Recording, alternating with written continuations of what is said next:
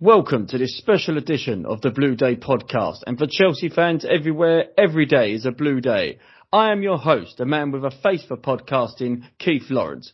On the show today, we will be discussing the outgoings in the recent transfer window at our club. Plus, we will be discussing the fast developing story of greed in pay-per-view. Plus, for the main event of today, we have none other than the chairman of the Chelsea Pitch Owners, Mr. Chris Isitt, discussing about the CPO and so much more.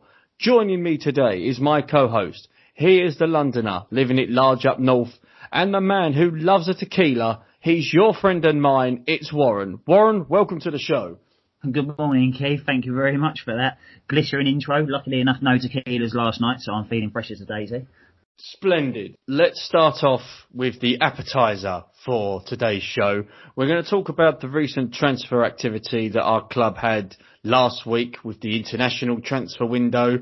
Of course, next Friday, the 16th, is the deadline for the domestic transfer window. So we will be hopefully covering that on the Blue Day podcast through our channels. So stay tuned for that one, because there will be an announcement on that shortly. But Warren, let's talk about the outgoings that we saw last week from the club. You know, most noticeably, Ruben Loftus-Cheek heading over to our neighbours in Fulham. You know, I know you've got a bit of opinion on this one because you was texting me constantly with your opinions and feelings on it last week. So, you know, let's discuss it. Good move for him, good move for us. Where do you see him after this point? Because, you know, for me, this was a surprise move. Yeah, for sure. I think the three sort of questions that you touched on there are all very important questions. You say, is it a good move for him? Is it a good move for us? And how do I see it sort of like going for him in the future? The answer to the first question, is it a good move? No, I don't believe it is. I think that Fulham are going to really struggle and they're going to have not a lot of fluidity. And of course, it doesn't matter what club you play for. You're always going to have to go and be really organised and structured and things like that. I'm not saying that Chelsea or Aston Villa or anybody else wouldn't have to be like that. But Fulham are not exactly going to have the most attacking of seasons, shall we say. So it's not really going to play into his role. I could be wrong, but I don't see it happening. I don't think it's a very good move. I don't think it's the right move for him. I don't think it's the right move for the club, because I don't see him going there and particularly developing. I mean, maybe Frank sees it as like he's going to go there and he's, you know, learn how to work really hard and suffer it every week, and mentally it might make him stronger. But I was very, very surprised that Ruben went on. We said it on the podcast, I believe my exact words were, if Ross goes, I'll be shocked. If Ruben goes and we don't bring in someone else. They've both gone. The transfer window is still open for domestic players. There is an English central midfielder we've been heavily linked with for several months now, being Declan Rice, which just won't go away. I'm not suggesting that I want us to buy him. I'm not suggesting that I don't want us to buy him. I'm very, very uncertain on the Declan Rice situation. My opinion on it is, if Frank brings him in, Frank must have seen enough, and I've trusted Frank's judgment so far, so I'll continue to judge it. But it's very surprising that Barkley and Loftus-Cheek both left. And to Fulham, I feel like he could have gone to a better team. I feel like he spent time on loan at Crystal Palace. We seem to have a pretty good relationship with Palace in recent years with regards to transfers and loans and stuff. Obviously, Mitchie's gone back there. I think Palace are a much better team than Fulham. I think they'll finish higher. I think they play better football. They play with three up front like we do, essentially. I just think it would have been a better move for him all round to go to a Crystal Palace, or at least a minimum of a mid-table team. A minimum of a mid-table team. You know, there's no reason that Loftus-Cheek can go and try and break into the Everton team or the Leeds team or the Leicester team, or, you know, obviously he wouldn't go to Tottenham or Arsenal, but, you know, a mid-table team of that kind of stature like Tottenham or Arsenal. So yeah, I'm very, very surprised about it, Keith. Like you said, I was texting you quite a lot, and I was actually sort of borderline negative about it. I was very, very surprised. How did you feel about it? You know, when was you shocked? I mean, like you said, you were surprised. I mean, but I was shocked. I was flabbergasted. I wasn't surprised that he moved out on loan, because I believe, and I did say this after the Brighton game, that he looked too rusty for us. I know he hasn't played a lot of football, and I think that takes into account.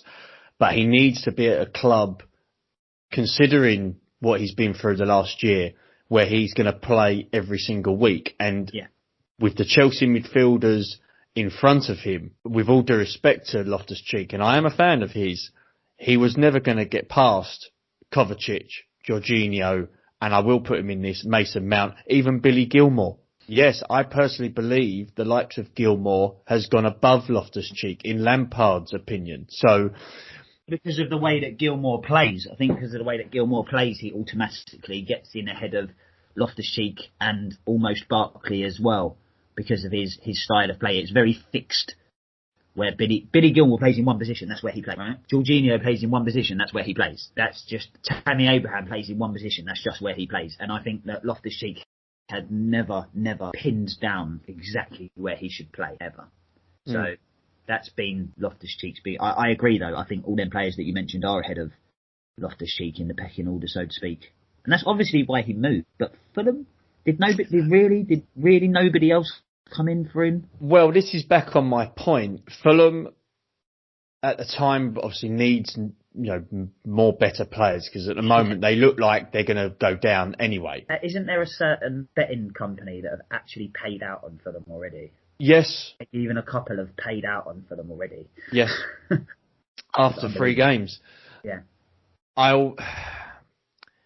It's a shame for him, because I would have wanted him to be at a club that wouldn't be scrapping for points every single week. So, and, I think Loftus-Cheek would have been perfect at somewhere like Brighton. Yes, Brighton playing some good football at the minute as well. Somewhere like a Brighton that I think would have got the best out of Ruben, playing every week. The fans would have loved him. That would have been perfect. Yeah. So I'm a bit sceptical on that particular deal with Loftus-Cheek. If he comes back a better player, then great, but I can't see it if he's going to be in a team that's going to be losing every week. I think that the move to Fulham, and I really hope that I'm wrong when I say this, and I'm not saying this with any kind of authority or any kind of, like, I understand the game of football compared to the professional people that have decided Ruben should go to Fulham on loan. He obviously would have been told that it's a good move for you and it's, the best for your future and stuff like that. And, there's better people making them decisions than me and you, Keith, and more experienced people. But I believe that he may have played his last game for Chelsea. I would be more surprised to see Loftus-Cheek in a Chelsea top again than I would Ross Barkley. I agree with that. Going back on the transfers, I've got the list of departures from this recent transfer window, and I just want to sort of touch on just a couple. Could you read them all out for the benefit of myself and all the listeners, and then maybe we'll just touch on 1 or 2 of them as you go through? Okay, that's fine. So the departures that we've had this summer, we have got, to begin with, we have Marco van Ginkel going on loan to PSV Eindhoven. I'm a huge fan of Marco van Ginkel's. It's just been unfortunate with injuries and players playing in his position that he's not had a fair crack at the whip, so to speak.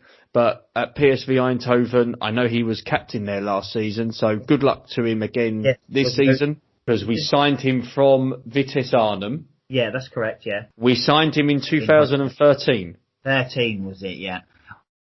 I do remember him playing a single match.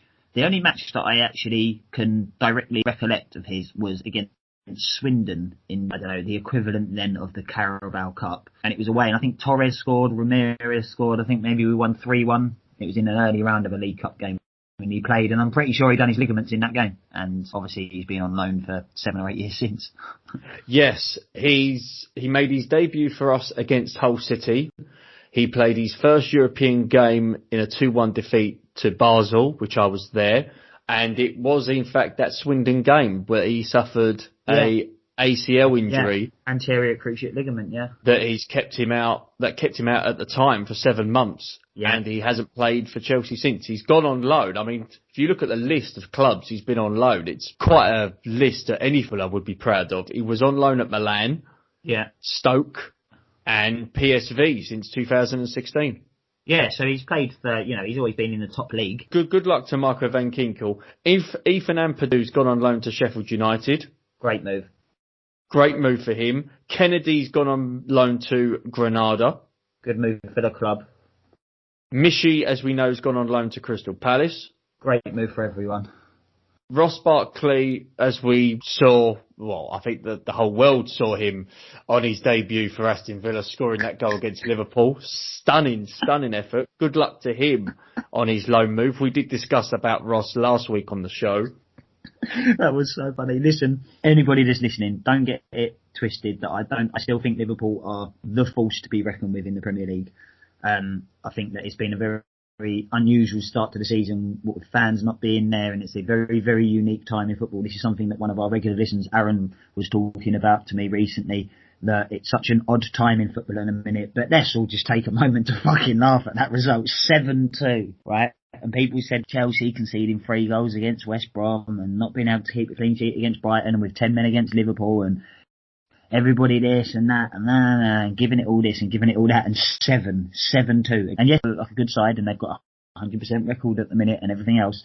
And it was a very, very unusual game, and I don't imagine it happening to Liverpool again anytime soon. But how was that to watch? That was just absolutely brilliant, wasn't it? It was just an amazing day last week. Yeah, I mean, we had to mention it. I know everything on this show is all about Chelsea, but just a couple more until we sort of end this on a good note. Matt Miazga, who, if you might remember, was on loan to Reading last season. He's gone on loan to Anderlecht in Belgium. Okay. So good luck with him on that move. At least he's gone from a lower league team to a Premier team. Maling Sarr, who we signed on a free from Nice, 21 years old, very promising centre-back, has gone on loan to Porto. Brilliant. Is there one player missing from the list that I can think of? What, who has gone out on loan? Yeah, I believe he went out on loan. He was we signed the 18-year-old centre-back who was part of the Barcelona youth development system over there. We signed him, and I'm sure we loaned him somewhere as well. No, he's still at the club. Is he still at the club? Yes, he is. I thought he went out on loan. That's it. Okay, interesting. It'd be interesting to see if he gets in and around the squad at any point in the season. I think going out of the Carabao Cup may affect that. But yeah, it'd be interesting to see. Excuse me. It'd be interesting to see his development in the coming seasons for sure, because I know that a lot of people in the game have got a lot of high hopes for him. I know that Barcelona had quite high hopes for him. I know that a lot of clubs were interested in signing him. So I'm very interested to see his development, especially because he's a centre-back. One final one I'd like to mention as well, just sort of brushed over, because he has been at the club since he was a boy, and that's Lewis Baker, who's 25 years old, who spoken to people at the club, scouts and coaches who have rated Lewis Baker very highly since he was a young teenager. He's gone on loan again, but this time to Trabzonspor in Turkey, who is managed by one Eddie Newton. Eddie Newton, steady Eddie Newton. Big shout out on the Blue Day podcast for steady Eddie Newton. Absolutely. Top guy. Everybody always remembers the 1997 Cup final, quite rightly, it must be added, for the quickest ever goal in a Wembley Cup final at the old Wembley, 42 seconds, Steve Matteo. We all know about that. But everybody forgets that Eddie Newton got the second after a beautiful little flick back from Zola at the back post. But Eddie Newton got the second one, and it was a particularly emotional moment because he was the person who gave away the penalty against Man United 3 years earlier that started the snowball effect when we lost 4-0. Then he broke his leg and spent 2 years out of the game, and he came back fitter and stronger and just an excellent player and an excellent gentleman. And as far as I'm concerned, he scored the winning goal in the cup final for Chelsea. So big shout out for Eddie Newton there. And he was on the touchline against Barcelona that night in the semi-finals in 2012, and he went fucking potty, didn't he? He went absolutely potty, didn't he? Him and Robbie running up and down the touchline. I think, was Holland there as well? Was Holland one of the coaches back then? Yes, he was. Yeah, yes. He was running up and down the line. Terry was there having been sent off, and wow, buzzing. But yeah, that's a good move for Lewis Baker. Like you said, I know that he's been highly thought of at Chelsea for many years and has never been given his opportunity, unfortunately. And it seems like he probably won't. But yeah, fair enough. Good luck, Lewis.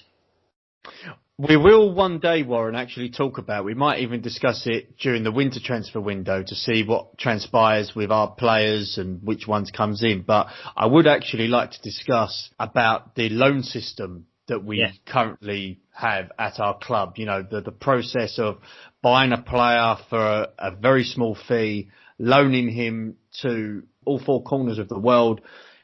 and then being part of the Chelsea squad, does the loan system work? Does it have an effect on our club? And should more clubs do it? So, ladies and gentlemen, if you do wish to get in touch with us and discuss about, how we deal with the loan system, please get in touch with us on the Blue Day Podcast at gmail.com. We would love to hear your thoughts on this, and maybe on that particular episode, I want to hear your thoughts, folks. So please get in touch with us on the Blue Day Podcast at gmail.com, and we will read your views out, whether you believe it's a good thing or not. And Warren, we will talk probably for hours about the pros and cons to it, whether or not it's been a success since it was first implemented nearly 10 years ago. Whether it's viable moving forward. I think, like you said, we're obviously going to save the discussion for a future podcast, especially once we've got sort of like our listeners' opinions in and stuff, so that we've got more to work. But I think that it's quite, without sort of delving into it too much, it's what they do at Liverpool. But the difference is between Chelsea and Liverpool is that we can afford to run that model and still invest heavily in the club. And I kind of feel like that was maybe Roman's idea about it. Like I said, we're going to delve into it in much greater detail, and I'll explain a bit more. But yeah, I'd love to get listeners' opinions on our loan system, because like you said, it's been up and running now for over a decade. And, maybe our listeners could message in with 5 players that the loan system has worked for, because I can name a few. Well, there's a few in the team right now. Yes, and indeed we will look at the negative side of it, and which players it hasn't worked for. It's had an effect on whose careers it's potentially ruined, and the psychological of things. We'll talk most probably about Charlie Masunda. There's been, he's done an interview recently and talked about his injuries in his career and his time at the club and stuff like that. So, yeah, Charlie Masunda, for those of you that don't know him, have a look at his recent press release, have a look at his career, have a look at him as a player, because I think he's a very good example of the negative side of the loan system at Chelsea and how abusive it can be sometimes. Yes. For those of you that are not aware, Charlie Masunda does have an Instagram account, so please find him on there. Saw him score his first goal for Chelsea in a cup game against Nottingham Forest, and his celebration that night after he scored was something that I'll never forget, but definitely a discussion to, it should have its own episode. But Warren, we've talked about Chelsea players, we've talked about, the success of the club. Let's have a rant about the club, shall we? Oh, let's! Yes! Let's have a rant about the club. Very excited. What should we rant about? Well, for those that have been living under a rock the last 48 hours, or perhaps have been geared up to Britain's Got Talent, or Britain's Got Shite, the Premier League have announced that there will be a pay-per-view system for us, the common fan that eats, sleeps and breathes their football club every single day of the year. We are being charged an extra £15, or should I say $14.95 to be precise, in watching games that are not picked for the TV coverage for Sky and BT. So if your game is not already on BT and Sky throughout the month of October, you not forced, we should put that into contention, you will not be forced, but you will have to pay $14.95 to watch your team play Saturday at 3:00. Now, when I first heard about this, I was shocked. And then when I saw the reaction on social media from top journalists, and I mean top journalists like Henry Winter, ex-players like Gary Neville, and certain individuals that have played the game but in entirely different format, like Eni Aluko, who has actually praised the move. We will talk about that. Yeah. But Warren, this is a fast developing story, because this is going to develop as we are recording this and when this gets put up. But Warren, your initial thoughts on this, just to start it off, and then I will give my thoughts on this. It's already, we kind of accept that Sky Sports costs £30+ a month, and BT Sports in addition then costs, £25 a month or whatever it is. I can't remember how much my subscriptions are, but it's something around those marks. You're already paying £60 because you need your internet connection as well, and then you need this and you need that. So you're already paying somewhere nearly £100 a month just to be able to watch Chelsea on TV, right? Or just to be able to watch sports in general. I mean, you can't even the Formula One only has one protected race under the right to broadcast, the sports right to broadcast thing in England, and that's the Silverstone Grand Prix, the British Grand Prix. That's the only one they have the rights to. And to charge £14.95, right? I tell you, there's so much that I could say, Keith, and you know, I do enjoy having a good rant, and I do enjoy speaking a lot, and I've got a lot of words, but there's not really much else I can say other than they want to charge me. Right. Now, Chelsea are involved, so it's a bit unfair because Chelsea are worth endless amounts of money, obviously, to watch. They want me to pay £14.95 to watch, to all intents and purposes, just another Premier League game. This isn't the battle of the Bridge title decider with 2 games to go. You know, this isn't a huge game. This is Chelsea-Southampton, 5 games into the start of a Premier League season with no fans. They want me to pay £14.95 for that, whereas in the last, I don't know, 16 months alone, I've been to Anfield, Old Trafford, Tottenham Hotspur's new toilet, and several Wembley. I frequented Wembley a couple of times, Carabao Cup games, league games against Tottenham, Carabao Cup final. And I've been to all them games. Carabao Cup final, I think the ticket cost me £42, and the other games cost me £30. I went to Old Trafford, Anfield, the toilet, except Wembley, etc. for £30, and they want to charge me £14.95 to watch it from home, right? They want to charge me box office. I pay my monthly subscription to Sky Sports and BT every single month, and they want to charge me £14.95, and I won't even be able to pause it or record it or let somebody else sign into my device to watch it. And they want me to pay a one-off thing on a box office channel, a box office fucking channel, to watch Premier League, £14.95 to watch. They want me to pay £14.95 to watch Burnley against fucking Brighton or something. Are they? What world are they live out to do? Nobody's got no money. The pandemic that's been going on, let's not get into the politics of all that, but nobody's got fuck all. Right? Nobody's got fuck all. The only people that have got anything were the people that were millionaires to start with, that are just taking even more money off of us poor people, like Sky, who don't even pay their fucking taxes properly, and they want to charge me £14.95 to sit at home and watch my team, when Chelsea charged me £30 to go to Old Trafford and Anfield and all these other amazing historic stadiums, watching Chelsea, watching Eden Hazard and Tammy Abraham and N'Golo Kante and some of the, some of the most world-class players that you could imagine. Charge me £30 for it, but Sky Sports want to charge me, and BT want to charge me £14.95. What fucking world are they living in? For one game, not a weekend pass. Let's have this right, listeners, for those of you that don't know. This isn't a short-term subscription to Sky Sports. It isn't like you order it on the Friday night and then you can watch all your Formula One and football and all the different matches. This is a single event. Even boxing, right? If you pay for the Tyson Fury Deontay Wilder fight, £20, you get 6 fights before it. You get an undercard, and the talent of fighter gets better and better as it gets closer and closer to the main event. We're talking about 90 minutes of football. 90 minutes to sit there listening to fucking Jamie Redknapp. Are you having a fucking laugh? £15 to listen to Jamie Redknapp going, fuck off. What absolute thieving scumbags. How do you feel about it, Keith? I shouldn't laugh because I'm a fan of Jamie Redknapp. I quite like him, but I ain't paying £14.95 to listen to him talk about fucking football. I'd rather listen to him than fucking Jermaine Penis, the king penis of punditry. I'd rather listen to both of them than Chris Sutton. Well, funny enough you should say that. Chris Sutton has actually had his view on this pay-per-view debacle. He's put out to say, it's a terrible look. And he's continued with this, old Chris Sutton, your friend, by saying, we are in the midst of a pandemic. People are losing their jobs. We have seen the money the Premier League clubs have spent on transfer fees, the money they have spent on agents. It doesn't sit right with football supporters. In which case, I think it's an absolutely fantastic idea, and they should charge £24.95. No, obviously, yeah, okay. So I agree with them sentiments. He's put it well. Talking about so many people have lost their jobs and have no assurances or security in their work or their job anymore. Self-employed people are being told to go to work, stay at home, go to work, stay at home, go to work, stay at home, go to work, stay at home. How can people just, there's people that are in a situation where they could be self-employed and they think they've got a week's work next week doing something. And they're like, I'll order the game then. And they order the game. They pay £15 for it.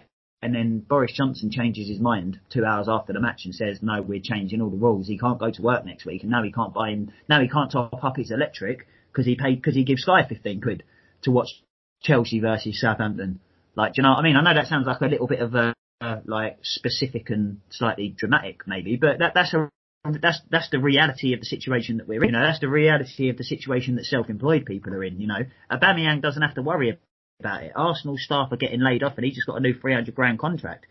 And we're being told that this $14.95 per game is going to be helping clubs and blah blah and all the rest of it. No, it's not, because Lincoln and Oxford and Cambridge, Wimbledon and Tranmere Rovers, they ain't going to be on these £14.95 premium fucking box office channels. They ain't going to get none of it. This is going to Chelsea. Like, I'm not being funny. I support my club in any way that I can. Of course I do. But Chelsea don't need my £14.95. We've just spent £230 million on players and are spending millions of pounds a week more on wages and things like that. Chelsea don't need my $14.95 for playing at home against Southampton. I tell you what, charge me $14.95. Why don't you charge 5,000 people $14.95 and they can social distance? They made the point the other night at the England-Wales game that it's a 90,000 seat stadium, which means if you was to have 1 in every 10 seats taken, so you'd have 5 seats essentially either side of you, you know, so you could be 2.5-3 meters social distance from, at minimum, from every single person in the stadium, and you could still have had 9,000 people in there, because it's 1 in 10, 90,000 stadium, you have 9,000 people in there. Then 9,000 people could have paid 30 quid each, and all that money could have gone to lower league clubs, or to the NHS, or to food banks and homeless charities and pandemic charities and similar things. There's so many things that they could have done and had football fans back in the stadium. But no, they decide, no, that's not going to make us enough money, so we're going to charge you $14.95 to watch Burnley against fucking Brighton or something. No disrespect to Burnley and Brighton, I've mentioned that I wouldn't pay $14.95 to watch Chelsea beat Southampton as well, so I'm very much putting every club in the same bracket in that sense. But for a single game, Keith, I mean, I can't make that point. I can't emphasise that for a single game. Even boxing, box office, you get 7 or 8 fights. Plus the whole night, the whole programme. We're talking about 90 minutes of football. Let me just touch on one particular person that has come out and has really had a bit of a backlash from it. You know, and I would like to stress on the Blue Day podcast, everyone's entitled to their opinion. Yeah. However, me and my co-host, depending on your opinion, like to take the piss out of it. Yeah. By all means, you can have an opinion, but we will take the piss out of it if needed. And a former Chelsea women's footballer, and I paused there for a significant reason, Enia Luko gave a tweet out on the 10th of October, so yesterday, on the situation. This is her exact quote. So she's put out, genuine question. If the average price of a Premier League ticket live is £30 plus, why is the pay-per-view price of £14.50 watching the same product on the pitch seem as an outrageous final straw? Question mark. Well, I mean, Warren, your thoughts today. Well, the answer is pretty obvious. And I'll tell you what, I'm not even going to answer it directly. I'll just give an example. I can listen to Eminem's music on Spotify, YouTube, iTunes, 1,000 other platforms. Many other platforms for music are available, obviously, and etc., etc. I can listen to all of those for free. I can turn on the radio or the TV, and as long as I pay my TV license, I have a music channel, and I can listen to Eminem or whoever happens to be on, essentially for free, right? It's just being broadcast out there all the time. If I want to go to an Eminem concert and see him live, it is uncomparable to watching it on TV, right? Absolutely uncomparable. I'm sure you've been to concerts before, Keith, and you know it's uncomparable going to see it live than to listening to it at home on your TV or whatever. So you pay for that. You pay for that. That is the difference, right? The reason, and also, why is it such an outrageous price? Because we're already paying for a subscription to watch football on Sky. So I have a subscription that covers Sky Sports Premier League, Sky Sports Main Event, Sky Sports Football, etc. Everyone knows all the separate channels and Formula One and Event and all the rest of it. But I'm already paying a subscription. That's why it's outrageous. If I paid 650 quid for a season ticket in the Shed End for all Premier League games, and then I got there, and as I was going through, I was like, yeah, that's £30. I'd be megally pissed off. Because you can't tell me that I have to pay loads of money for the right to be able to pay more money. I know they're saying that you don't need a Sky Sports subscription to pay for these games. You can pay it as a one-off. But what about us customers that have been giving them all of our money for ages? That's the difference. I'm sorry, that tweet it's not relevant to me because the point that she makes is not relevant. It's not logical.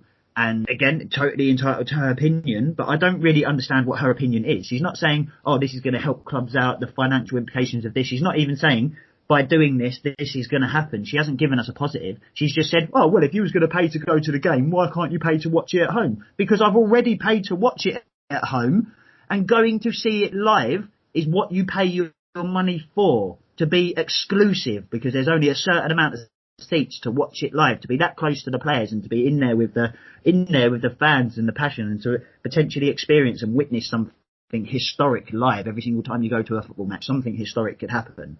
That's what you're paying your money for. That's like, I don't understand her point. She doesn't have a point. She's just literally I feel that she's being deliberately like obtuse and just trying to, I don't know whether it's like a publicity thing, like no publicity, there's no such thing as bad publicity, and she's just wanted to attract attention to her Twitter account for some particular reason. Maybe she's advertising something particular that she's doing at the minute, and she just wanted backlash to get people on her Twitter or something, because I don't see what her point is. Her point is so easily dissected and taken apart that I don't even think there's a point there. It's just to be argumentative. That's my belief on it. I could be totally wrong, and I could be doing Miss Aluka a massive injustice, and if I am, apologies, I guess. But, I'm not trying to be... It's nothing personal against her. Anyone could have sent that tweet, and I would have said exactly the same. Anybody. Like, literally, it could have been a non-sports person that wrote it even, and my reaction would have been exactly the same. If you would have wrote it, Keith, my reaction would have been exactly the same, is my point. I don't see any logic to her point whatsoever. I mean, how do you feel about what she said, Keith? Well, I took it as a pinch of salt because at the end of the day, with all due respect to her, I don't know her personally. Don't personally really want to know her. I didn't give a fuck what she said, to be perfectly honest. It was just more of a case of, why make that statement? Exactly. That's kind of my point. Why? Why make that statement? You know it's going to piss people off. Know it's going to antagonise the very minority that already feel that there's too many women in football, and to make a comment like that. I don't feel like she should. I don't feel like her comment should. I think that she should be able to say that, as with regards to people like that think there's already too many women in the game, and that's just completely, that's so irrelevant to me. Them people, I mean, they have their opinions and stuff, but I don't really listen to their opinions, and I hope she doesn't. No, of course not. I know. You're saying, of course, I know that you're not. I know that you're not one of the minority of people that are like that. I know that you're very expressively open-minded and equal opportunities. Of course you are. We both are. But I don't feel like that would have motivated her tweet at all. I literally just think it's a case of she was kind of in the public limelight, and then Alex Scott's kind of taking it away from her. So I literally feel like it's a bit of a publicity thing. Well, nobody's listening to your nice tweet, so put out something that's against what everybody is saying, and everybody's going to flood your Twitter. Everybody will get over it after a day or two, but still be on your Twitter and do you know what I mean? You're still fresh in their minds. Celebrities do it all of the time. It's like such a common basic. It's not like a conspiracy. It's just a tactic. Do you know what I mean? It's a tactic that they all do. So just to divert, just to divert your point. You know what I would pay $14.95 for? What's that? For Eni Aluko and Alex Scott to beat the shit out of each other in a one-off MMA fight. See who the real proper female pundit is. I reckon. I would love I'm not sure that. If that. And whoever loses has to leave. I'm not sure that their punditry skills could ever be really sort of assessed and defined in a fight. But it would be quite interesting. I think Aluka would win. There's something about her. I think she's quite. Well, every time they speak about football, it pisses me off. Enough about Iluko's opinion, and again, everyone's entitled to it, but here on the Blue Day podcast, we will take the piss. The only thing I could ever add to it slightly is the hypocrisy that's involved in it, because if you look at the fine work that Marcus Rashford did with ensuring that children that had free school meals were the ones that were going to be home over the summer and had to miss loads of school because of the pandemic. And fully deserves his honour. Yeah, utterly deserves. Absolutely. I think that several thousand other people that have been campaigning it for years also deserve a mention as well. He's kind of, because of his status, he's managed to sort of get all the acclaim for it, which he's never asked for. I'd like to point that out. You know, he's never asked for it. The only reason he went public with it was to get the job done. You know, so fantastic work, Marcus Rashford. You know, thank you on behalf of everybody that's, you know, had a service to them that they really needed. So that's brilliant. But the hypocrisy that's involved with, for example, Chelsea giving lots of support to the NHS and other clubs that have done the same, and other clubs that have done a lot in their community, you know, Tottenham being the team that really fucking didn't, scumbags, charging the council to use their stadium to hand out food parcels to starving families and wankers. But most clubs have done an awful lot for their community and stuff. So it's like, oh, okay, so you're really struggling, so we're going to help you, and we're going to give to the community, and we're going to support the community, and we're going to go to the MPs, and we're going to get this done, and then we're going to charge you £15 to watch fucking football at home when you've got absolutely nothing. You've had to beg, borrow and steal, and now we want to charge you £15 to watch one of our games. And the only club out of 20, and this is what's fucking despicable, out of 20 Premier League clubs, only one club voted against it, and that was Leicester City. And thank you, Leicester City, for representing football fans all round the country by saying no to that, because all the other 19 greedy bastard clubs, Chelsea included, voted yes to charge $14.95 box office games, and only Leicester didn't. So fair play to you, Leicester. Thank you very much for representing football fans up and down the country. And long may it continue, and long be it that other clubs follow your example as well. Well done, Leicester City Football Club. For me, this just promotes illegal streaming. Yeah, that's what I'm going to do. So you're not going to pay the $14.95 to watch Chelsea Southampton next week? I'm going to illegally stream it, and that's out there for the whole world to know. I will happily, you find me on Instagram, and I will happily give you the link for it, listeners. Corporate greed, go fuck itself. That would be my advice. Let me just put a bow on it. I can understand why they've done it from their point of view, but for us fans who have not seen a game since March, or for those that before that, except for a few Brighton, we have to put up with watching football on telly with no supporters, but still have the fucking ridiculous audio crowd noise that I wish to God they never did, because it's fucking stupid. If you're watching on Sky Sports or BT, you can turn over to the channel with no crowd noise. You can, but then there's a lot of the times on... There's a delay. I was watching a game with no crowd sound, and somebody messaged me, like, saying, oh, what a goal. I think it was the West Brom game when Mason Mount scored. And Aaron, who a regular listener to the Blue Day podcast, messaged me and said, like, oh, fantastic goal or whatever. And I was behind, so it hadn't happened. So it hadn't happened. I was like, what? And then I looked up and Mason Mount had just popped one in, and I was like, oh, yes! You know, like, sort of thing. Like, the proper delayed reaction. But yeah, so that is a bit of an issue with it. But they should never have done it in the first place. Well, they absolutely have to, though, because of people that are sat at home watching with children, and you've got Frank Lampard calling Klopp a cunt on the sidelines. You have to have the audio playing over that for the benefit of the pre-watershed audience, so to speak. So I can understand why they have it. No, I completely and utterly disagree with that. No need for it whatsoever. I take your point. It's to do with families. You know, they want families to sit down and enjoy themselves while watching their Premier League. Bollocks to that. Tell you one thing, there's going to be a lot of people not sat down next week with their families watching the game, because they won't be paying $14.95 for it.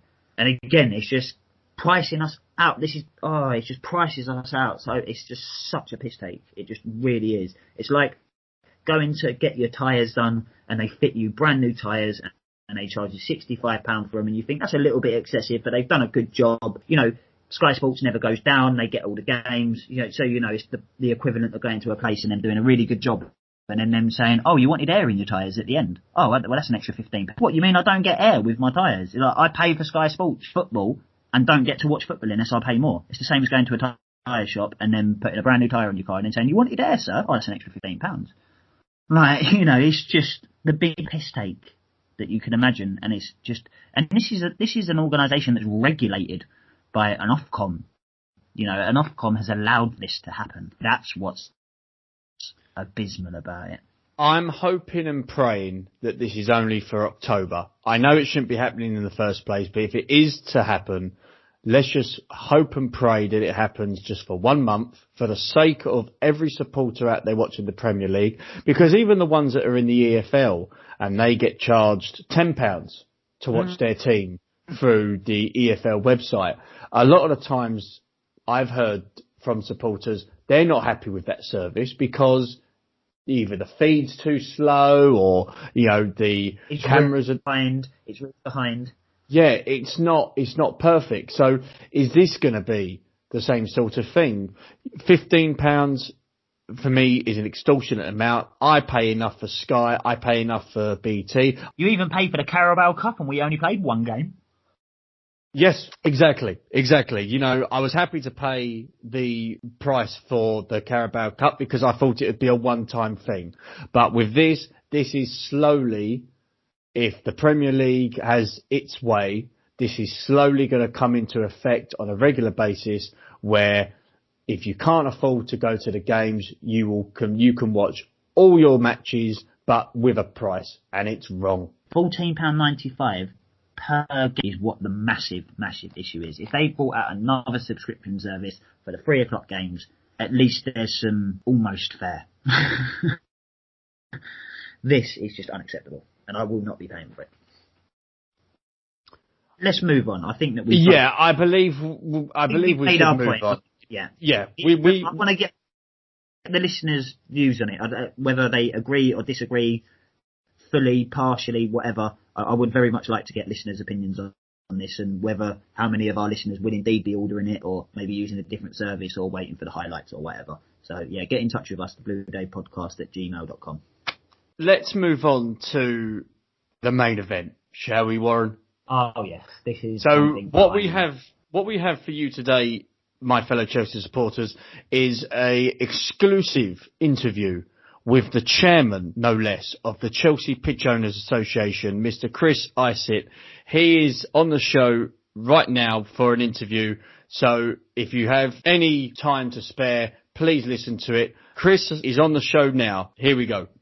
Okay, my fellow Chelsea supporters, joining myself and Warren on the show is a very special guest. He is the chairman of the Chelsea Pitch Owners. He is Mr. Chris Isitt. Chris, welcome to the Blue Day podcast. Honestly, this is an honour having you on the show. Well, I'm very pleased to be here and happy to have any medium to be able to talk about the pitch owners. I think a lot of people maybe might not know an awful lot about it, so I'm very grateful to have the opportunity just to talk a bit more about it and to talk to you guys, of course.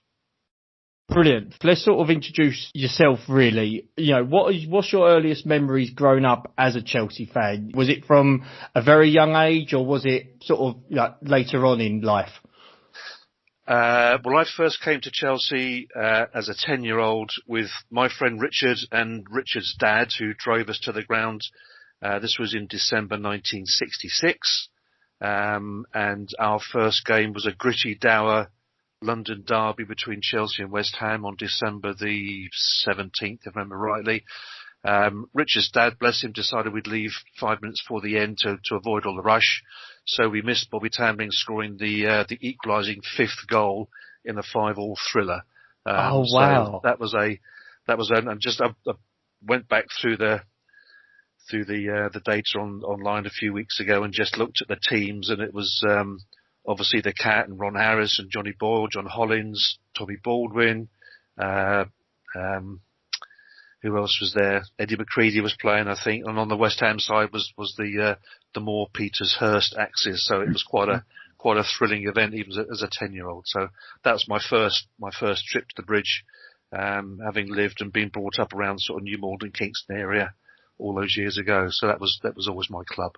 What an incredible first game to go and see. All the World some Cup game. It was some game, yeah. Peter Bonetti and Chopper Harris, like you've just mentioned there, that gave me goosebumps. Yeah, it was. Chopper was there. He played every game for 20 years, though, didn't he? He was just, he was always there, and he's still around. Still see him around the ground now, doing his stuff as ambassador of the club. What a great bloke. Was it 792 appearances he finished on, something in that region? Don't know those stats, but it was an awful lot. I know that. Yeah, hell of a lot.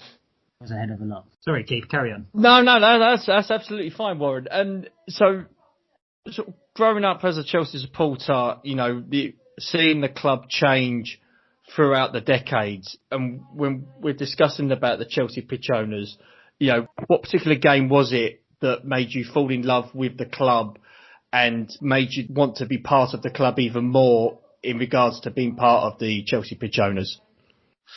Well, I think, like many people, I wasn't particularly aware of the pitch owners because the pitch owners had been set up back up in the 90s, and I don't think for many years I was even aware of it. And it was probably, well, I can't even say. I think it was a particular birthday I'd had a few years ago. It was only maybe 8 or 10 years ago that some friends actually bought me a share. And then I sort of got into it and tried to find out what actually it was that these guys had bought me. And it was only really getting into it then and reading the background and never really getting involved much more than that. I think the story is absolutely fascinating about going back to Ken Bates and why he set it up, all of which was obviously just to protect the integrity of Stamford Bridge and being able to play football at Stamford Bridge. And understanding, apart from the commercial reasons for doing that, just what that meant to the club to be able to ring fence that beautiful part of our home and just make that as ring fenced as it is for the future of the club and for the future of people to want to go and watch football there. And I thought that was just a great story. How significant do you think Ken Bates was in all of this in regards to the pitch owners and the future of Chelsea Football Club? Well, I think what he did was absolutely crucial underpinning and giving the foundation for Chelsea to continue to play at Stamford Bridge. I say whatever the motives were, and there must have, of course, have been some commercial interest in there as well. But the underlying consequences of that were that this fantastic ground that we play at is now under our control, if you like. We have the say as to what goes on there, and all being well, football is guaranteed to be played there in perpetuity until such time as the shareholders, the fans, decide otherwise. So that's for me that's just a wonderful thing. What went on during that time, I remember most of the threat from the property developers was taking place during that sort of 80s decade, and I guess that prompted Ken to eventually get hold of the freehold, which he didn't have at that time. I think that having got hold of the freehold then allowed the whole next chapter to really kick on and formalise into the way it's become now. Chris, can I ask you, with your, like you said, that your knowledge has grown a lot about the Chelsea pitch owners in the last 10 years, and obviously you're the chairman now, so I'm sure you appreciate all of its history and stuff. Where do you imagine Chelsea being as a football club without the Chelsea pitch owners being created all them years ago, like you say, in the early 90s? Well, I think the history of what's happened in the last 20 years or so would indicate that if the owners had their way maybe 10 years ago, it's possible that football might not have been played at Stamford Bridge now. Obviously, amongst all the options that have been considered was to move away.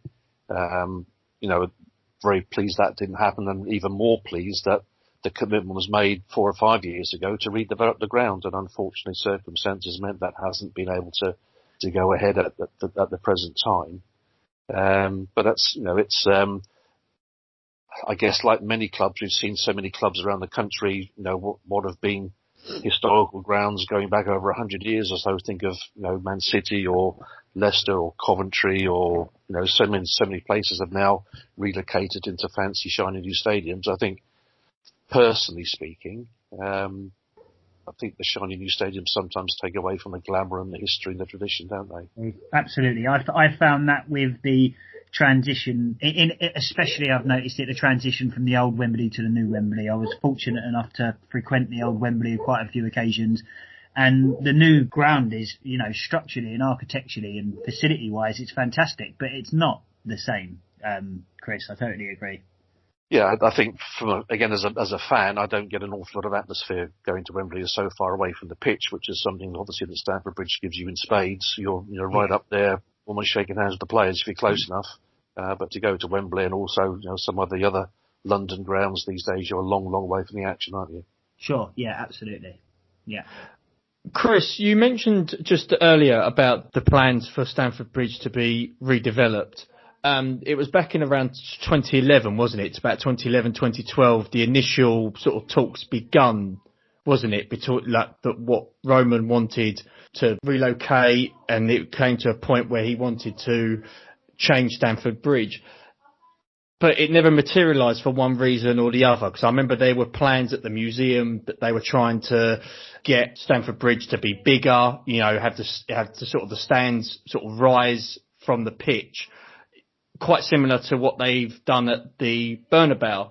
But what were the difficulties with Chelsea's proposal in the boardroom that the Chelsea pitch owners, had to deal with? Because I'm gathering that there must have been some people within the Chelsea pitch owners that had their doubts about this. Yeah, I don't know all the history on this, Keith. All I know is I think you're talking about two slightly different events there. In 2011, there was the ideas were being mooted about moving. I think Earl's Court was one potential venue to be that Chelsea would move to. And I think the other one was when the Battersea Power Station was up for sale for redevelopment. I think at that time, I believe the club was looking at those as potential venues. That didn't get passed, I think, because of the involvement of the pitch owners. And I think any move that involved going away from Stamford Bridge required, I think, 75% majority of the shareholders to vote in favour of it, which didn't happen at the time. They didn't get the 75%. So I think that was the earlier event, and more recently the redevelopment of Stamford Bridge, which CPO is fully 100% behind.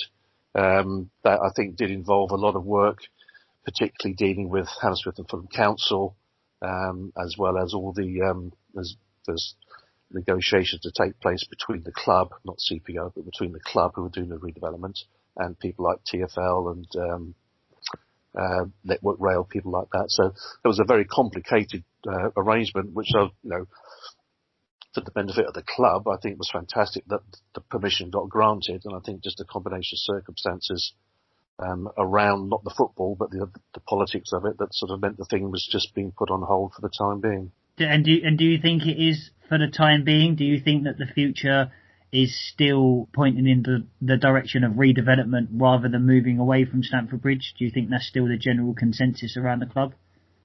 I think while the planning permission still remains live, which it does until the early part of 2021, then you'd have to say that would remain favourite. But of course, it does depend on the owner having the wherewithal and desire to fund it, which of course is a significant sum of money. Yes. He's already pouring, thank God for him, pouring loads of money into the team at the moment. Whether it's the right time to be embarking on building work of that size as well, I don't know.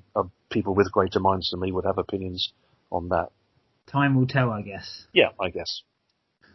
But say the plans themselves look absolutely fantastic, and sure. Having seen some of those things going through the works and having sat through various presentations, if that project ever got underway and got completed, it would be an absolutely brilliant stadium to watch football in. And as you say, the lowering of the pitch, sort of arena style, like a sort of coliseum, would create a most fantastic atmosphere, and the work that was going into the components and the building materials, and absolutely state of the art stuff, and would be an absolute joy if it ever came to pass. Wow, what an interesting insight, Chris. Thank you so much. You've obviously been privy to, like you said, these presentations and stuff that a lot of us Chelsea fans don't necessarily get opportunity to see. So what a fantastic insight. Thanks very much. Sure, yeah, absolutely. Warren, was there any other questions that you had in mind for Chris? Because I think there was one in particular you said you did say to me earlier that you wanted to ask him. Yeah. Well, basically, I know you said, Chris, that your association with the Chelsea Pitch Owners Club has been, fairly recent. But being such an avid Chelsea supporter for, dare I say it, going on 50 years, Chris, it's a head of an inning so far supporting Chelsea.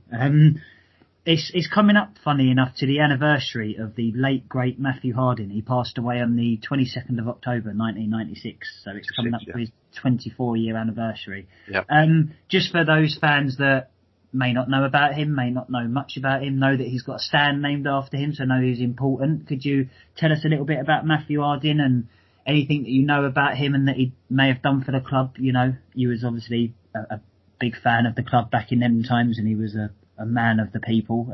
Did you ever have the privilege of meeting him even, Chris? I never did, and regret that I never had the chance to do that. In those days, I was just one of the a fan going to the games I could, whilst bringing up a young family. So I wouldn't have got to the away games. I know Matthew used to go here, there, and everywhere, and that was unfortunately the cause of his death in that helicopter crash after that League Cup tie. Yes. Bolton, we lost 2-1. That's right. Yeah. In his position as, I think, deputy chairman, wasn't he, to Ken at the time? I think he was, through his company, he was funding a lot of the activity that was taking place at the club in terms of development and buying players and stuff like that. So, without him, even in those 90s, and the club wouldn't be in the position that's in today for the work that was done during those busy years and things for him. So it was an absolute legend, and you can see that in the way that he's revered within the fan base and within his own stand and things. Absolutely brilliantly put, Chris. I couldn't have put it better myself. His name is still sung loud and proud at most Chelsea games that I attend, and it's still sung passionately. And I still remember the game after he passed away. It was Tottenham at home. Tottenham, wasn't it? Yeah, absolutely remember that. Yeah. 3-1. I believe Hullet, Di Matteo and David Lee scored. That's right. Rudy was the manager, I think, at the time, wasn't he? Yeah, I think he was player manager at the time. Yeah, I think you're right with that. Yeah.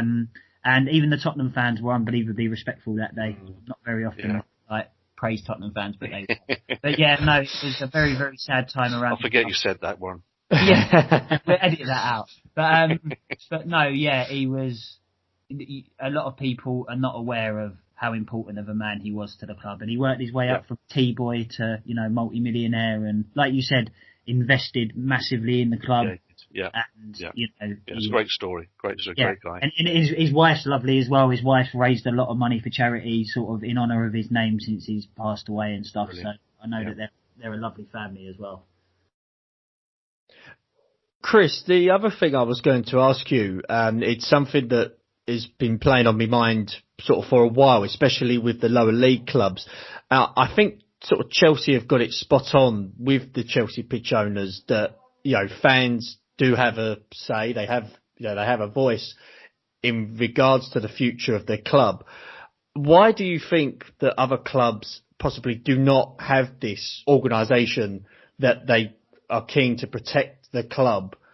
Chelsea, I feel, are quite unique in that aspect, that we have the shares, fans can have a share of the pitch. Do you think that for the sake of English football, that more clubs, possibly more lower league clubs, should incorporate something in regards to Chelsea pitch owners? Well, I think it depends on the setup within the individual clubs, and they are all different. And as you rightly say, the situation at Chelsea is unique. Having said that, I have been talking fairly recently with a really nice guy called Howard who wants to do something similar at Chesterfield FC. And we've had a couple of conversations about the setup and how do you do this and how do you do that. And I know some, because they have their lease, I think, with the local council, and he's looking to try and protect any danger that the council might want to try and sell out from the ground and move on, sort of thing. But I think it does depend. A lot of clubs, the situation is with the whole place, including the ground itself, is owned by the club, and that isn't the case with Chelsea. So I think it really does depend on what the individual setup is. Do you think that it would be something that could put off potential buyers from a club? So if, for example, that there was the most recently there was talk of the Saudi takeover of Newcastle, do you think if they didn't have the full rights to the whole club, it would put them off from purchasing the club possibly? I think it would have a significant role in their decision making. Whether that was an ultimate deal breaker or not, that would be up to the people concerned. But I think it adds an extra layer into the discussions about whether a club is in play or not in play. Because it does seem to work, so it has seemed to have worked so well for Chelsea. I mean, not only did it keep us going when developers were threatening coming in, but also, like you said, just more recently, people probably don't realise that Chelsea it might not be a shopping centre at Battersea. It might be Chelsea's new stadium, and we may have moved away from Stamford Bridge. That's right. And that would be that would be dreadful, Chris. I think that me and Keith are I know that a lot of Chelsea fans have a lot of varying opinions, but I think me and Keith are very much on your train of thought there that we want to stay at Stamford Bridge. We've been there for 115 years. Yeah, and we fully accept that there are different opinions across the whole fan base. There are plenty of people that say, "No, why do you bother? Why not just sell up and move on?" sort of thing. That's you do get plenty of opinion across the whole spectrum. But I think the core base of people that are really have followed the club for a number of years and have live, eat, breathe, and will probably die it. Would hate the thought and the prospect of not being able to watch football at Stamford Bridge. That's what we're here for, as far as I'm concerned. Yes, I totally agree, Chris. Just a few more things before we wrap this up, Chris, if I may. The Chelsea pitch owners recently announced, back in June, that there was a special edition share that Chelsea supporters can contact the CPO and get 1 or 2 shares. For the listeners, could you just tell us a bit more about it, please? Well, the idea at the time was really to show CPO and by extension the shareholders and the fans to show their support of what was happening with all the support for the NHS at the time.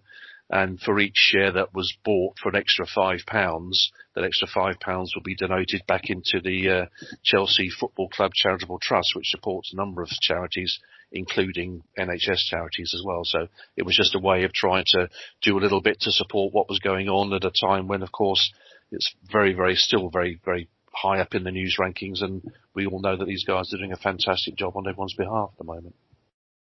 Did you get a lot of feedback from supporters? I think we got some very, very positive feedback. I'm not sure about the actual numbers of additional shares that were bought under those conditions, but certainly the feedback that we got across the board was positive, and I think was more good PR at a time when the club was doing fantastic work in putting meals out, allowing people to stay in the hotels, and all the fantastic things that the club's been doing over the period of the pandemic. So there's just that little thing that CPO was doing in addition. Okay. In regards to the CPO shares, there might be 1 or 2 people listening to this that know about the Chelsea pitch owners, obviously know the history, but they might not know, how to get a share. Could you just clarify to the listeners on how they can get a share of the Chelsea pitch owners? Sure, we'd be an absolute thrill to do that, because we need shareholders. We need shareholders all the time. We have, I think, 21,000 shares in circulation, and they are owned by around about 13,000 shareholders. Obviously, some have more than one. And I think of those 13,000, around about 1,000 are actually based overseas. So there's quite a strong overseas following of Chelsea fans who want to take part in ownership of the club, of the CPO as well.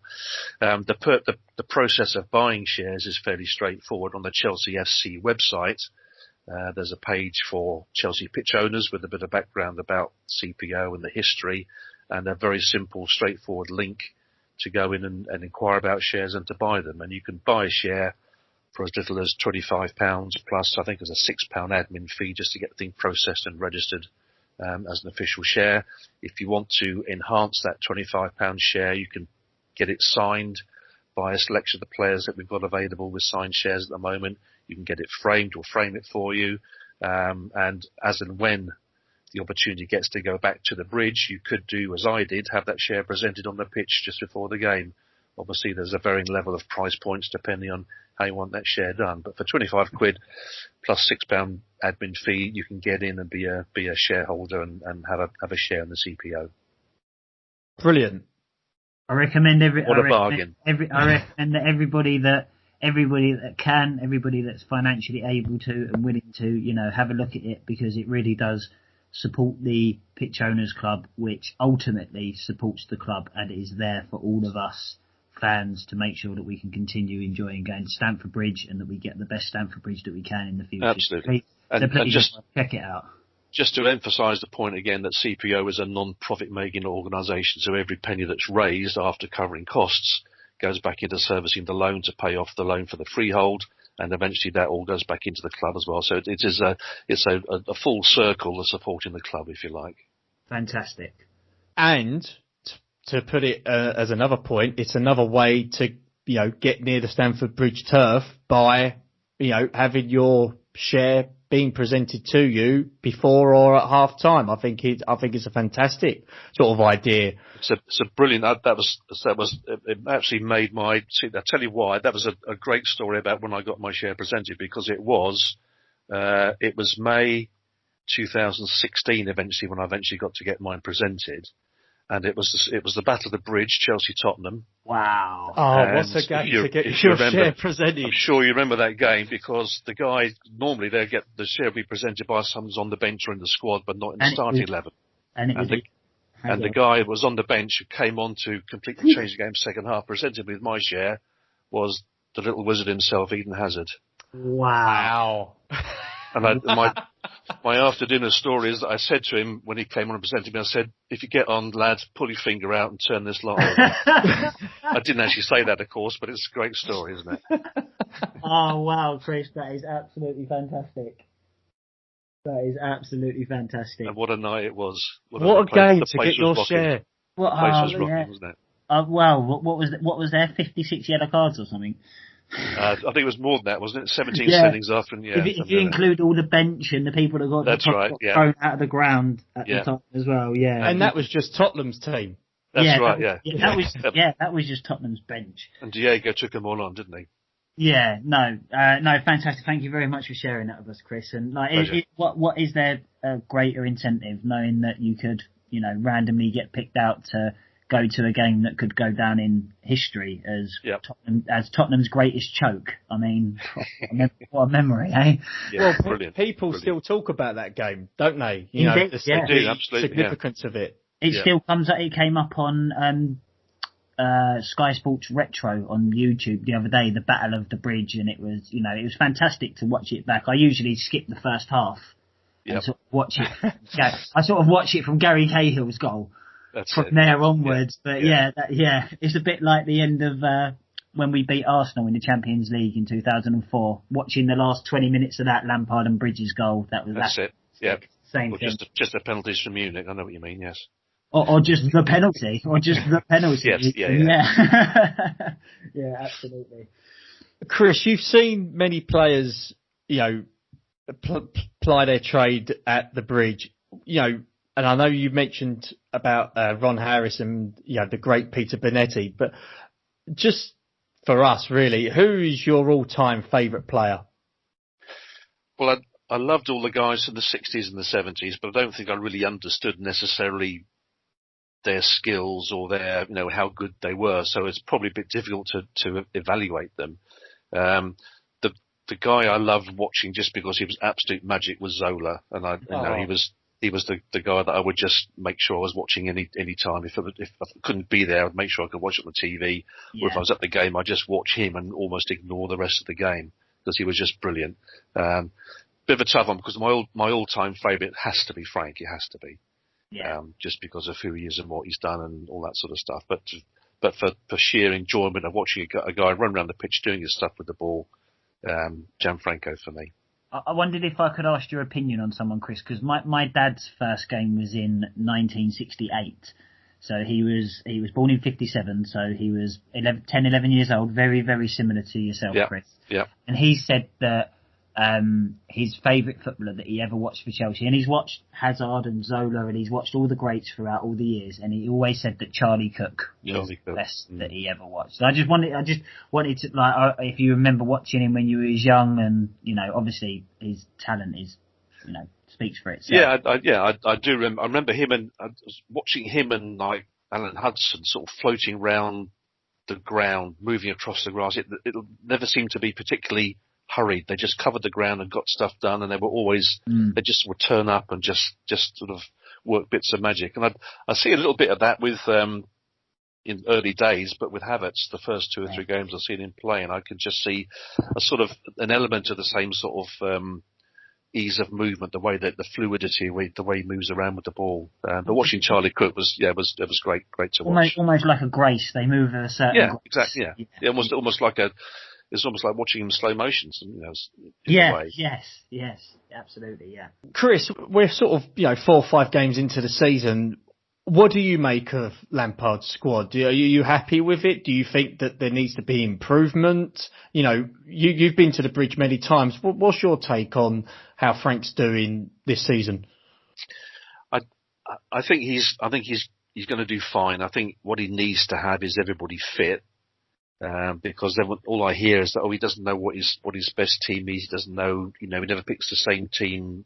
He's always messing about with the defensive midfielders or whatever. I just think 3 or 4 games in, you've got to let him have a go with the squad that he's got and see how they're going to work together. We've seen some very good indications of Havertz and Abraham working together. We've seen good indications of Werner and maybe Chilwell working together. There's all these things still to be identified. And you're not going to do that, in 3 or 4 games now with the international break coming up as well. I've got every faith that it's all going to work out. We've got some real talent at the club now. Keeping them happy is going to be a problem, I think. But I think the talent that he's got there, they should start to kick in. It may take another 4 or 5 games, I don't know, but I'm absolutely convinced it will definitely happen. How refreshing, Chris, from all the negativity that there seems to be on social media these days, and you can't move for it, can you? Sometimes. No. And me and Keith try to be very honest in our approach to the games. And if something's not good enough, we'll say that particular performance wasn't good enough. But we do at the Blue Day podcast try and be really, really positive wherever we can be. And it's very refreshing to hear somebody else so positive about the outlook, because that's exactly how I see it. We haven't even had a pre-season. It's exactly, yeah. And we've had no pre-season with a team that we haven't been able to add to for a year. All them other things that we know about, I'm extremely positive. I've been saying for many weeks now that this is the quiet before the storm. We're really going to kick into gear. Yeah, I think so. It's a bit like Conte's first year, isn't it? Where it's a little bit getting to know you for a few games, a couple of disappointing results, then all of a sudden it just kicked off and went ballistic, didn't it? Yeah. That's a good reference. Didn't even think of it that way, because we're so used to under Mourinho and Ancelotti. And, other times that we've been successful, we used to hitting the ground running. I remember under Mourinho in our second season, didn't we win something like 14 of our first 15 games or something? That, wasn't it? Yeah. Something. We definitely won 9 of the first 10 because we drew with Everton 1-1. James Beattie scored a penalty. I was there. I remember that game. But we always notoriously start really well, but I think that's a good point. Under Conte, we didn't look especially good. And then we had a couple of poor results against Liverpool and Arsenal. And then we changed it at half time against Arsenal, and then there was the whole game. Different game, wasn't it? Yeah. By the Southampton game, and it just steamrolled from there. Costa went on a run. That's right. Yeah. I remember that Everton game, about 2 or 3 games into that run, we absolutely blitzed them, didn't we? Yeah. First weekend in October, I think it was. So that was only it wasn't many games into the season, and he was still tinkering about the formation and switching players in and out. Went to 2 wing backs, and the whole thing just, it was like a St. Paul on the road to Damascus, a complete transformation, wasn't it? Yeah. We did do that to a few teams that season. I think it was that season that we beat Everton 5-0 at the Bridge, and John Motson, who's obviously witnessed, 4 trillion sports in his life. At least. He actually said on BBC after the match that it was the best performance from any team that he's ever seen at any level of football in his life. He said that was the ultimate match. He said Hazard was the best player in the world. Costa was the most unplayable striker in the world. Willian was brilliant. And he named every single player in the team, Matic and Courtois and Azpilicueta and Cahill, etc., all of them. Yeah. And he said it's the best ever seen from any football team at any level in his life. So it did set a trend, didn't it? Because we were playing 3 at the back, and then I think it was at the end of that season, beginning of the next, that everybody was playing 3 centre backs with 2 wing backs. Yeah. They thought it was a dead formation in England, didn't they? Well, they didn't understand it because it all sounded a bit German, didn't it? I guess at the time, playing that sort of formation. But not many people had done it up until then. But he really redefined that way of playing football, didn't he? And that put a completely new lease of life into Alonso and Victor Moses and all those sorts of guys. They've just had an absolutely stellar 2 seasons, didn't they? Chris, just one final sort of question before we do let you go here today. Just sort of back in reference with the Chelsea pitch owners, what's your overall hope for the CPO as an organisation going forward? I know, at this moment in time, it's very difficult because we're not sure when fans are going to be back into the grounds. But just overall, as the organisation, where do you see it, for example, in 5 years' time? Well, I think CPO needs to be much more visible. The fact that we're having conversations like this and needing to explain to people exactly what it is that CPO does and why it exists, I think is endemic of exactly the situation that we're in. There's a core fan base, and with respect to fan base, there's a particular demographic of probably people like me, and within a few years either side of my age, all with the same sort of history of supporting the club. And there's a core base around that, and then our kids and our families and stuff. But I think what we need to be is that much more visible and that much more communicating better with the fans to get more shareholders into the place, because we can never have enough. And I think we need to be doing more around not just selling shares, but doing more stuff and just involving, getting more community aware of some of the things that we can be doing. Not to step on the toes of the club, because the club takes precedence over most of the things that we do, and we fully respect, their bigger power than what we've got. But I think there are things that we can do to make the community more aware of who we are and what we do, and to involve them more in some of those things. Brilliant. Chris, thank you very much for coming on to the Blue Day podcast. Me and Warren do appreciate it. Warren, any final thoughts from you? No, that was it. Just to reiterate Keith's point there, thank you very much indeed for your time, Chris. You've given us a really good amount of time. I hope that this is going to provide exposure both for the Blue Day podcast and the Chelsea Pitch Owners Club. All of our sort of listeners, I know that they're small at the moment, but please, spread the word, mention it to your Chelsea fans, the Chelsea Pitch Owners Club, because it is a fantastic organisation that cannot get enough support, and it needs a lot more exposure. So please, check it out and support it if you can. And thank you very much indeed for coming on the show, Chris. Keith and Warren, it's been a pleasure. Thanks very much for the time, and good luck with the podcast. So, fellow Chelsea supporters, that was Mr. Chris Isitt on the show, the chairman of the Chelsea Pitch Owners, to discuss the CPO. Warren, did you enjoy that? Yeah, I really, really enjoyed it. I hope all our listeners enjoyed it. I hope we got a lot of questions answered for you guys. Get amongst the Chelsea Pitch Owners on the Chelsea website there. And, if you can afford it at some point in the future, we've just been discussing, obviously, about how tight money is. But at some point in the future, if you could find a way to support Chelsea by becoming a Chelsea Pitch Owner, then you've just heard what an amazing cause. How about you, Keith? I mean, it was fantastic, wasn't it? Yes, it was. It was great to have Chris on the show. I do appreciate him taking time out of his busy schedule to have the interview with us. I just want to elaborate as well with the Chelsea Pitch Owners. If you're looking to buy a share, then please go onto their website at chelseafc.com/CPO/buy a share. I will put the details up on Instagram and Facebook, so if you do wish to perhaps buy a share or buy a share for your loved one. Christmas is coming up very, very soon. It's for a great cause. And Warren, again, it was fantastic to have him on the show. I will want to end on this note though, Warren. Yes. Because we have discussed it, and it has been a busy week for us on the Blue Day podcast. It has indeed. It has been a very busy week. We are looking to get more guests on the show. We are in negotiations. Advanced negotiations. We are in advanced negotiations with a couple of players, ex-Chelsea players, to come on the show, but we will be announcing something very, very soon. So please keep an eye on our Facebook page, on our YouTube channel, and our Instagram page for the announcement, because we will be going live later this month with news of a potential Blue Day podcast signing. Warren? Yes, indeed. So keep an eye on the YouTube channel for that. If all goes well, we're planning on doing possibly a live stream for the end of the deadline day on Friday. So, message in if you'd like to see that. If there's something that you'd like to see and you'd like to come along and support the channel, let us know. We're probably going to be doing that Friday afternoon if we can sort the YouTube stream. And hopefully by then, we'll be making a big announcement with regards to our future guests on the show. It's so hard to find the words to say it and not just say what I want to say. But all will become clear, listeners, and One thing I can promise you is, if and when we confirm the announcement that we wish to make on Friday, I think everyone's going to be very, very, very, very, very excited. I am excited, very, very pleased that after 6 episodes we are managing to get what this podcast is about to the people that were part of the great football club that we all love.